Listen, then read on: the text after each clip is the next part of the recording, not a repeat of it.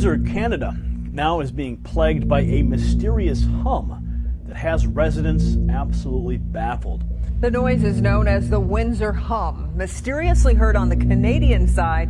And it's causing some people sleepless nights in the capital. Most people have rung in the middle of the night, and they describe it as a low pitched hum. Now, after 4 years, his worldwide hum and database project has found nearly 13,000 people on 5 continents who've emailed to say they're hearing something. As you can tell, it's normally a lovely, quiet neighborhood. But for the past 2 weeks, residents have been on edge because they don't know what the ear-splitting sound is or where it's coming from.